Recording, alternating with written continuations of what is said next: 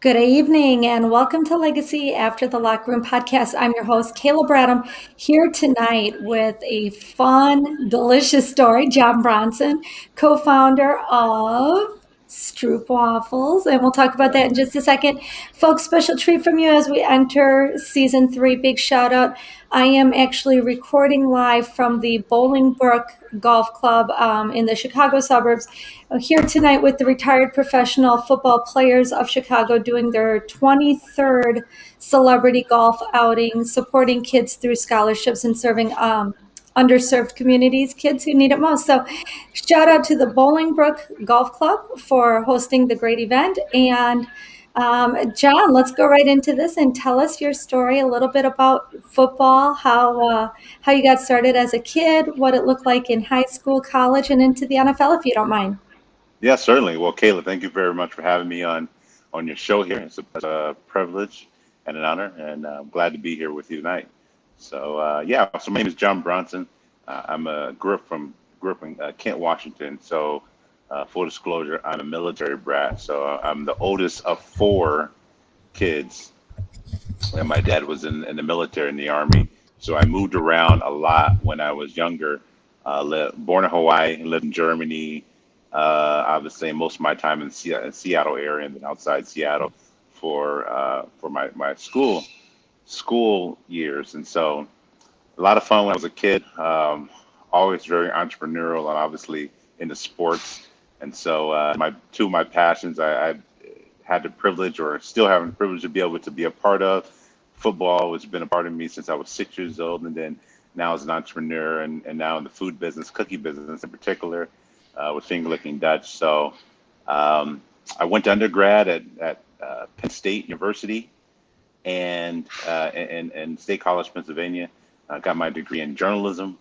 Was a 4 year starter there and a 4 year letterman there. And then I was privileged to play at the Arizona Cardinals for 3 years. Had a great 3 years there. It was a lot of fun. And then shortly after my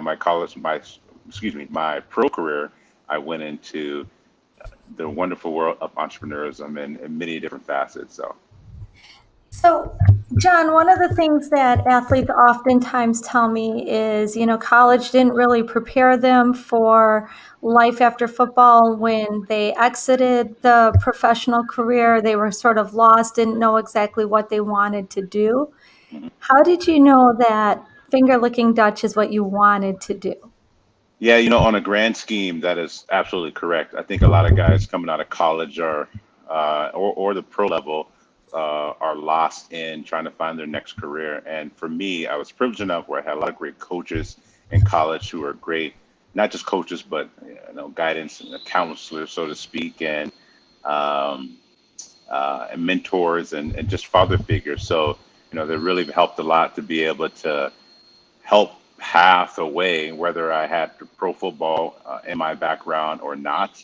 So I think that was one of the things that really helped. And, I'm very honored that I was able to go to Penn State and get a degree there and be around surrounding by great coaches there. So I think a lot of it started for me there. And then, leading into the pro level, I wasn't a high draft pick or anything. I was undrafted rookie free agent who made the team. And I think one of the things I really understood was that, there's a term that they say in NFL called not for long. And so for me, I really kind of kept that in the back of my mind. Not to say that I didn't want to have a 10-year career, of course, like everybody we would. But, the reality is that NFL is only 3 year, is average of 3 years. And so, basically that was, my mark there. And, and for me with that, I always had to think about what was next. And so even when I was playing at the Arizona Cardinals, I always started something or I would, go to different events and things like that, talk to a lot of people, a lot of business people who had very luxurious careers in whatever they were doing, just to get an understanding, get a feel for what was next. And for me, that really helped my pathway into entrepreneurship. It didn't start in finger licking Dutch. It actually started I was in the sports business a long time. A bunch of different exec roles. I started some sports related companies, sports networking company, networking, connecting, sports marketing. And also I dabbled a lot in real estate, which, I kind of have a portfolio. I still have a portfolio there.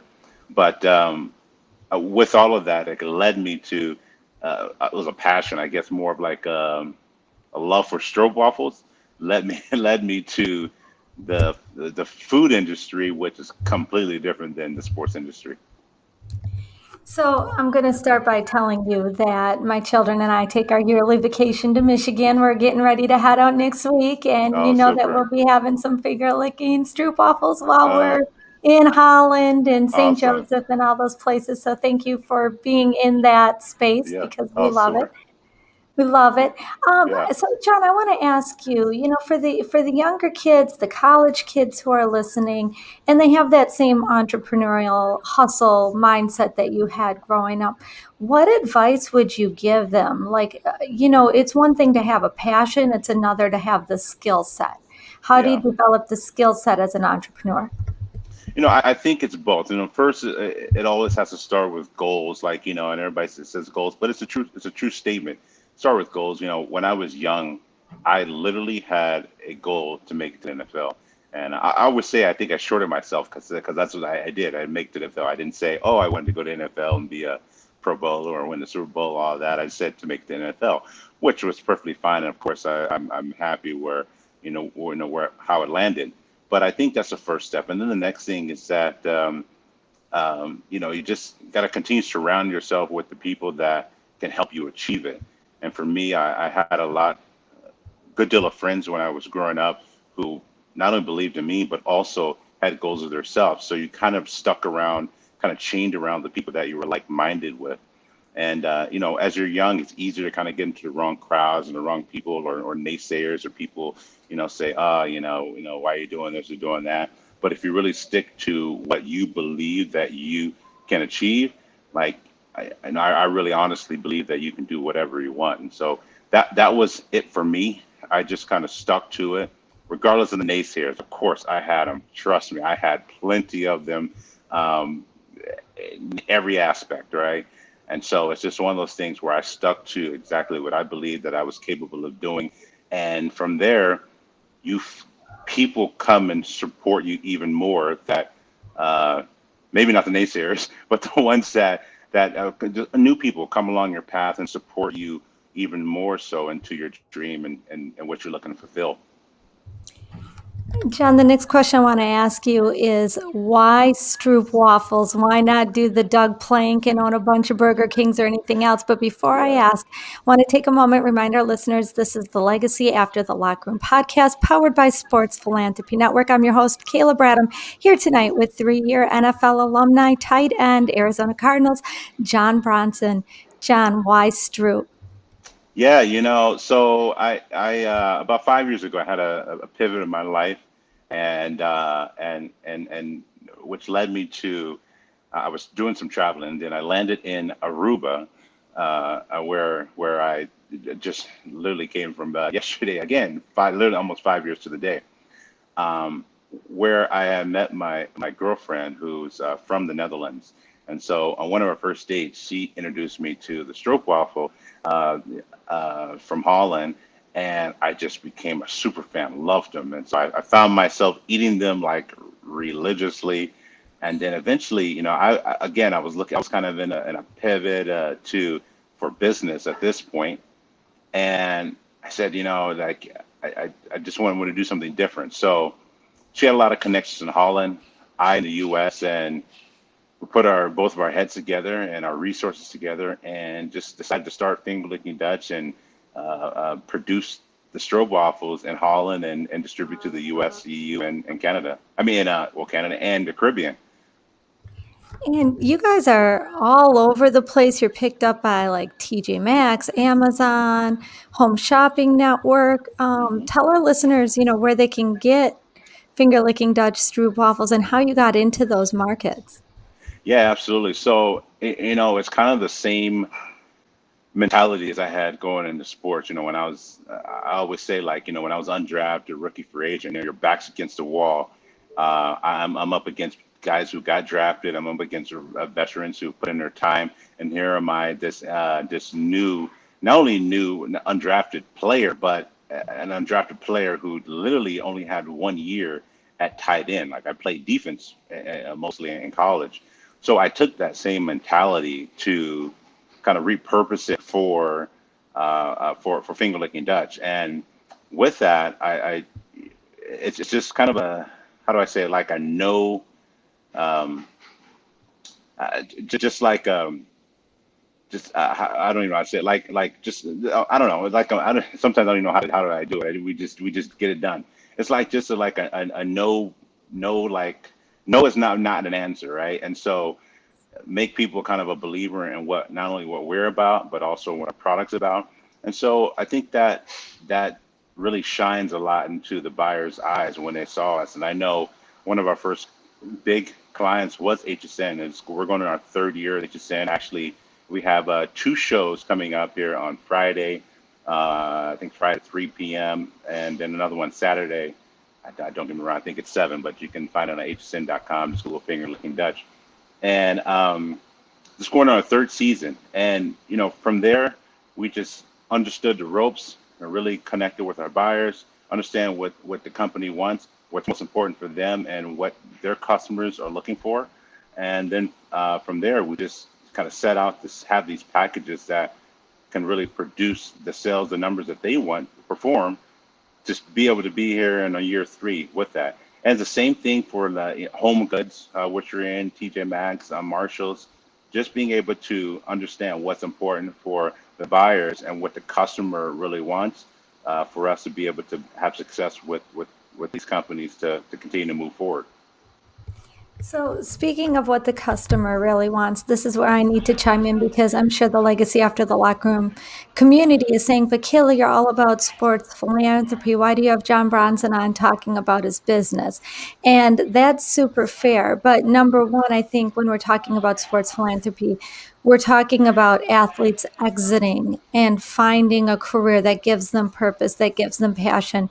Talk to so many professional athletes who are depressed because they've Hmm. lost their purpose coming out of the NFL or MLB or the hockey leagues, whatever it is, because they've spent their whole life Yeah, practicing and playing games. So, certainly. number one, to the community, I think it's really important that we address some of these business issues that athletes face.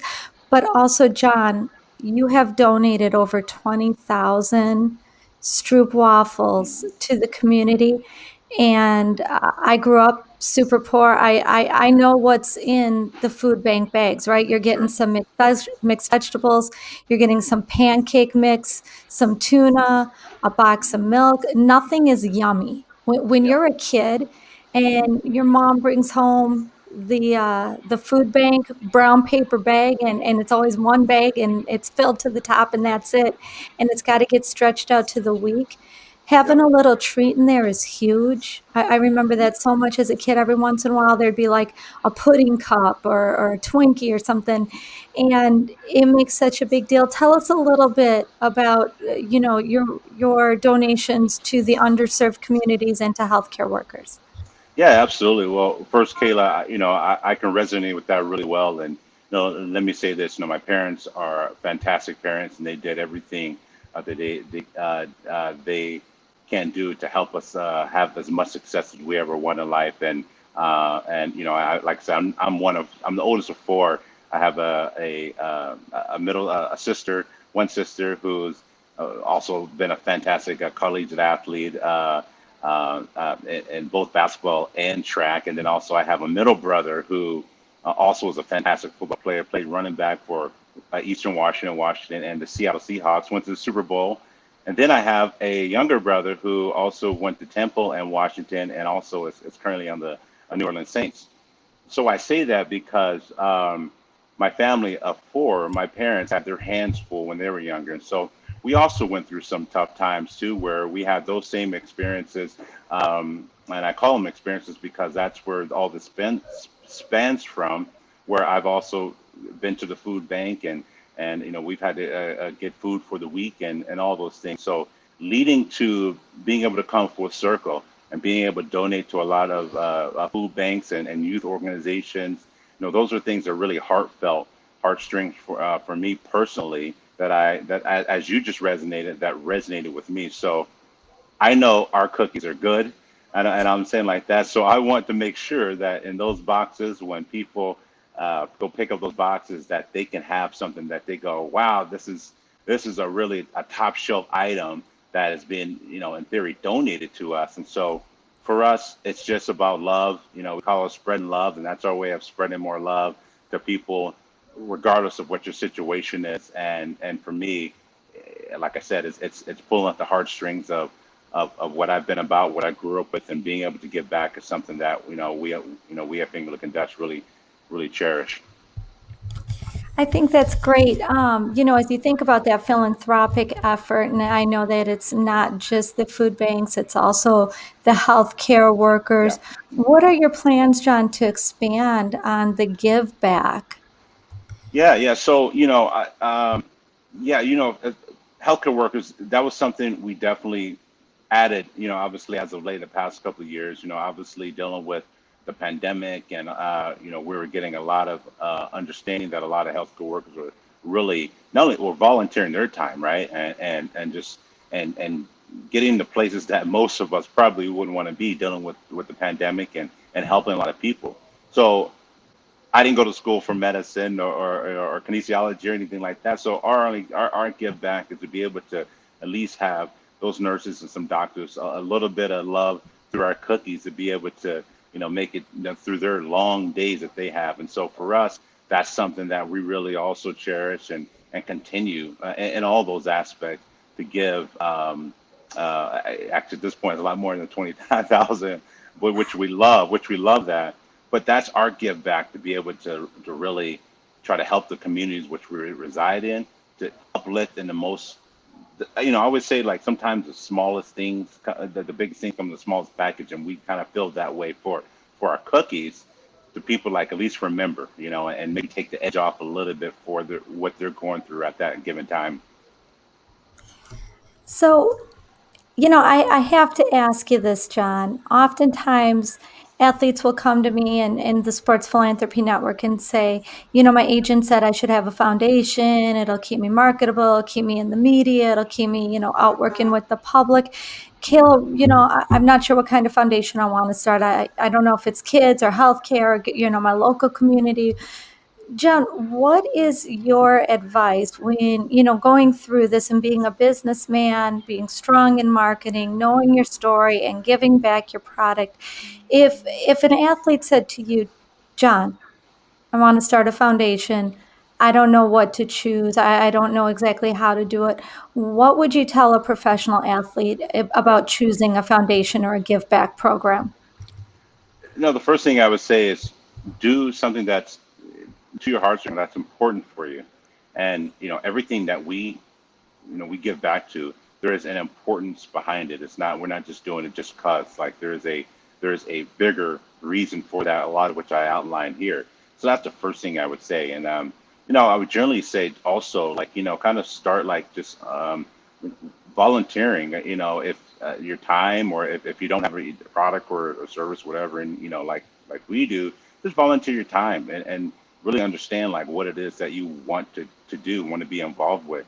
And from there, I think you can really, like, understand, like, how you want to set up, if that's the route you want to go, set up a foundation. Or you also might find it that it's just as beneficial to be able to support many different organizations. And that's what we really believe in here. That's what I've been doing ever since, uh, you know for 15, 16 years. It's supporting other organizations. What I feel out of that is that I feel you can kind of spread more of the love around by being able to kind of help many organizations than just kind of like having, like, your own. But that's just my take on it. So I think everybody's situation, everybody's feel is different, and just you got to kind of find out by yourself by understanding exactly what you want to be involved with, in a nonprofit organization. That's great advice. John, if people want to follow you and they want to follow finger licking Dutch Stroop waffles, tell our audience some of the ways that they can follow you on social media or Yeah, connect with absolutely. you if they want to buy product. Yeah, absolutely. So we're very active on Instagram. That's basically Instagram /finger licking Dutch, all spelled out. And then also where I'm personally active on LinkedIn. I try to be I try to be as much as possible. Where you can just go, I don't know, search John Bronson for me, and also Finger Licking Dutch. We're everywhere on Facebook. Same thing. You can search Finger Licking Dutch. Twitter. We try to stick to the mainstream outlets to be as active as possible. Thank you so much. And John, I guess we think a lot about starting businesses, and honestly, that's what a lot of athletes do after retirement, right? And like you said, whether it's real estate, whether it's, buying a franchise, whatever it is, what is your advice for guys coming out of the league, or let's say women coming out of the women's leagues? What is your advice as they have this little pool of money now? It can be invested. I mean, you're the business guy. You know how this works. You're either going to invest your money or you're going to blow it, right? Sure. What is your advice, your take, your expertise on ways to invest that money? 3 years, it's got to last you for the rest of your life. You've got to invest it wisely and not waste it. What's your advice? Yeah, so I look, I'm a big advocate on a foundational investment first, and not counting like your sport money. And so for me, it was real estate, right? And getting with a right scenario with that, right? I mean, obviously, I can. That's just what I did, and so I started just kind of I got with actually a guy that I've known for 20 years, and we have this real estate fund that's been very active for many years, and that's kind of foundational. And what I mean by that is that you put whatever you can in, and let it grow, and then continue to keep letting it grow and multiply. And before you look up, you kind of forget about it, and then you look up and you're like, oh, okay, this happened, right? But it really takes a special group and scenario to do that. So that's for certain. A lot of research, a lot of homework, and kind of know the people in that. And if you don't know, get with some advisors or people that know more than you do. And so that's what I did first. And then the next step was kind of having like, okay, like, so what do I, maybe a little more risky? Like, for instance, the food distribution is risky, especially when you didn't go to school for. But what am I willing to go for? And so it's passion. So find something that you're passionate about. So for me, it was talking about the cookies. It was something I'm passionate about. Obviously, I'm a super fan myself. So of course, I'm gonna spend all my energy and time being able to dedicate to make it as successful as possible. So a lot of the characteristics are things that for me to just continue to span from sports days. I just look at like, okay, like what did I do to get to this mark? What did I do to get to college? Wasn't a big name in college, and I ended up going to one of the biggest schools in college football, and same ordeal. I was undrafted free agent, and I ended up going to another league. And so how did I get there? So you take a look at what you already done. As an athlete, you have these mechanisms already. And what's happened sometimes is that sometimes you either forget, or you kind of get you kind of freeze up. And then I would also add, get a group, a circle, and that circle, a good circle, like of mentors, of advisors, of people that you can trust, just with like different information. Not an all-inclusive. I'm not a big all-inclusive advisory type of scenario. I like people who know certain things in their field, and then I go to them on that. So I think if you kind of stick to those metrics, and then end with what's important for you, like do what you love, like what's important for you, I think you'll find that not only success, but you'll find that it doesn't even become really work. It's just something that you really enjoy, and you happen to make another living doing it, just like sports. I love it. I think that's great advice. You just make me think, like, do what you love, man. Can you think of a better job than, like, I do cookies, I do Stroop waffles, and I'm in Milwaukee, huge following, large Dutch community, Yeah. just so, so, so good. You have the Yeah. best job. Uh, I'm I so jealous. I'm not So going to complain. I say all the time. I was just having the conversation and said, I love being football. I love being in sports, but I really like being in the food business as well. Like it's just it's my next thing to love in sports. Okay, public disclaimer, all you kids eating, finger licking Dutch Stroop waffles, brush your teeth afterwards. There, we just Absolutely, cleaned yeah. it. It's good now, Oh, John. absolutely. It's only 140 calories, so they'll be okay. Those kids will burn it off in one trip around the block. There you go, gains, right? We'll say they're healthy gains. So, Absolutely. John, I ask every guest on Legacy After the Locker Room, and you and I did not talk about this pre-show, so I'm going to put you on the spot. So I want to apologize in advance. I'm No problem. sorry. No problem. I ask every guest on Legacy After the Locker Room to partner with me to support Special Olympics with an autograph donation. I Okay. know I didn't ask you, you weren't prepped for that question, but John, are you willing to partner with Legacy After the Locker Room to make an autograph donation to Special Olympics? Oh, absolutely. Absolutely. No problem. Thank, Just let me know thank, where and when. thank you so much. Any idea what you might autograph? Uh, yeah. Well, I'm a little removed from having jerseys and after last year. Usually I go to we go to a Cardinals football game every couple of years. Every year, and you get some memorabilia. But since COVID, there hasn't been. I haven't been to one yet. But so yeah, football is always easy. So let's go with the football because football is probably the best thing to get to you, fastest thing to get to you. Thank you so much. I appreciate it. And, so as we kind of bring up COVID, did COVID hurt business for you? Did it impact you, or was everybody just ordering online and it was no problem? Yeah, so it impacted us, but not negatively, which, I think how we look at it is we were able to help a lot of people, talking about the healthcare workers and a lot of foundations who food was drying up, at that point. We were able to still be able to outreach to them. But I think the other thing too is we're also to help a lot of companies, a lot of small businesses who we're suffering from, especially in the food service or open food scenario. So we were really able to kind of come together, and luckily we have the stock and the inventory to be able to serve a lot of these companies that really, would have went out of business if they didn't have companies like us to be able to just, to keep sales moving. So I think for that, you talk about a timing for a company like us and the people we'll be able to help. We feel fortunate that we will be able to continue to move the needle and be able to help a lot of small businesses who just stay afloat during this time. Great point. We are just about at time. My last question for you is going to be, words of wisdom, parting words of advice, and giving you a moment to thank the people that you need to thank. But John, before I do, I need to thank the people that I need to thank. And again, that's the Bolingbrook Golf Club here in the suburbs of Chicago, the retired professional football players of Chicago for hosting this amazing 23rd celebrity golf outing.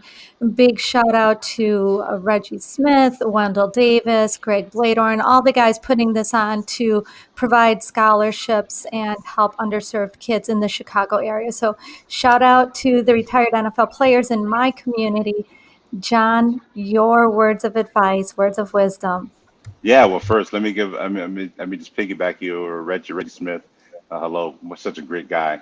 Always a pleasure being around him when we have. And Bolingbrook, I know that area very well. Got a good friend, Harry Williams, who lives in that area. So it's nice that you're there. For me, I would say words of wisdom. You probably heard me say it 15 times already, but I always make a point to continue to say, like, do what's most important for you. I think, one of the things in my life that's been a big pillar, and I always try to pass that to other people. And sometimes it's easy to get locked in into what everybody else wants you to do, but if you kind of stick to what's the things that are important for you, you'll find yourself you can help a lot of people. The other thing I always say, and this really helped me when I was younger, it's a quote from Joel Osteen. It's called a set a setback is a setup for a greater comeback. And so, and many a times in my life, I've had a lot of setbacks. Everything you think. I've obviously been cut from teams. I've dealt with, death of a spouse. I've dealt with all kind of death of family members. So all these setbacks have been setups for a greater comeback. And so that's what I live by today to be able to continue to move forward. Um, yeah, I have a lot of people to thank. I know we're short on time here, but I got a great family. All like I mentioned, all my siblings, my parents, are great. I have a great partner. and girlfriend and Femke, and many a great mentors that have helped me along the way. Dale and friends who have just helped me to craft out, John Bronson. So I always appreciate that, and I appreciate them for everything that they've helped me with to be able to move forward in this life and business. And John, just, hearing you talk about the death of a spouse, you think about all the things that you're doing to create hope and to create possibility and making those donations of products, inspiring athletes to get into business and invest their money. You're doing so much good work. I'm so grateful for the work you're doing. I want to say thank you for creating hope and possibility, for building stronger communities, and for feeding the people who need it.